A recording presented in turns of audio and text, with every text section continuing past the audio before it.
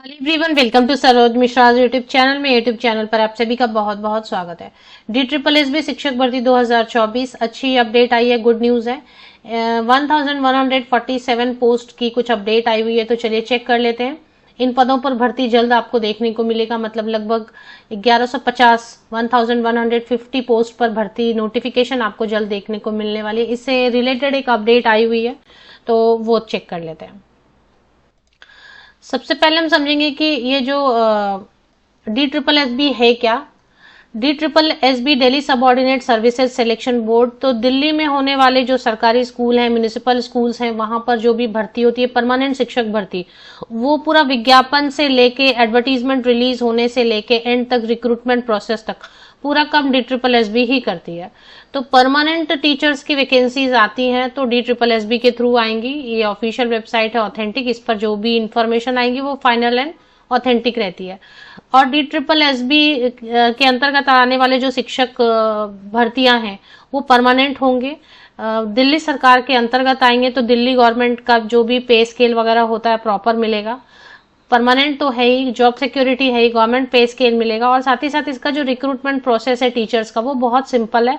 एक एग्जाम होता है, टीयर 1 बुलाते हैं। टीयर 1 एग्जाम सिर्फ एक एग्जाम है, वो एग्जाम आप क्वालिफाई हो जाते हैं तो सिर्फ डॉक्यूमेंट वेरिफिकेशन और ज्वाइनिंग हो जाती है। इसमें कोई भी इंटरव्यू या डेमो क्लास या टेस्ट ऐसा कुछ भी नहीं है इसमें। तो एक सिंगल एग्जाम क्रैक करके अगर गवर्नमेंट जॉब पाना चाहते हैं तो DSSB से आने वाली वैकेंसीज आपके लिए बेस्ट है। उसके बाद एक और चीज होती है कि दिल्ली में है, दिल्ली सरकार का है, दिल्ली गवर्नमेंट का है, तो क्या बाहरी राज्य के कैंडिडेट अलाउड होते हैं या नहीं होते हैं? बिल्कुल, बाहरी राज्य के कैंडिडेट भी अलाउड होते हैं अप्लाई करने के लिए। चलिए बाकी डिटेल आगे वीडियो में देख लेते हैं कि क्या अपडेट आई हुई है। तो ये एक अपडेट है जो आप स्क्रीन पर देख सकते हैं। Municipal corporation of Delhi education department headquarter को लिखा गया है। आरटीआई में किसी कैंडिडेट ने क्वेश्चन पूछा है 14 जून को, बिल्कुल लेटेस्ट अपडेट है। 14 जून मतलब इसी महीने पूछा गया है। आरटीआई रिप्लाई जो आया है, क्वेश्चन क्या था और आंसर क्या है वो देख लेते हैं, उससे आपको क्लियर हो जाएगा। The reply of above captioned application as under. As of now question जो भी पूछा गया, कैंडिडेट ने जो भी पूछा है वो यहाँ पर है और उसका आंसर यहाँ पर है।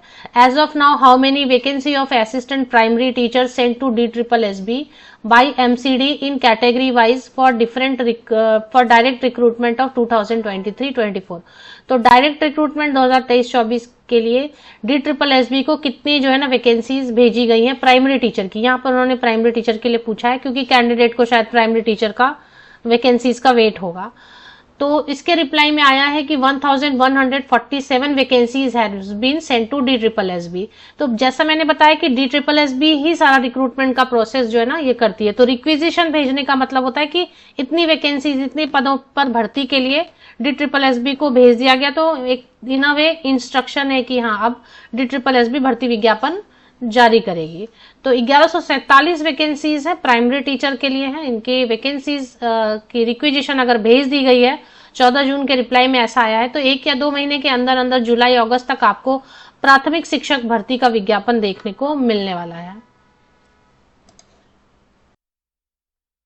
Rest of the question does not pertain to TRC branch. उन्होंने पूछा था कि कितना, मतलब बाइफर्केशन पूछा ना कैटेगरी वाइज वगैरह, वो उतना डिटेल नहीं दिया, बट इतना बताया कि हाँ 1100 लगभग 1150 वैकेंसीज जो है रिक्विजिशन भेज दी गई है DSSB को MCD की तरफ से। और इसमें if you are not satisfied ये सारी चीजें हैं, और इसमें कॉपी वगैरह, क्योंकि कोई क्वेश्चन पूछा जाता है तो कुछ फॉर्मेलिटीज रहती है, तो वो सब है।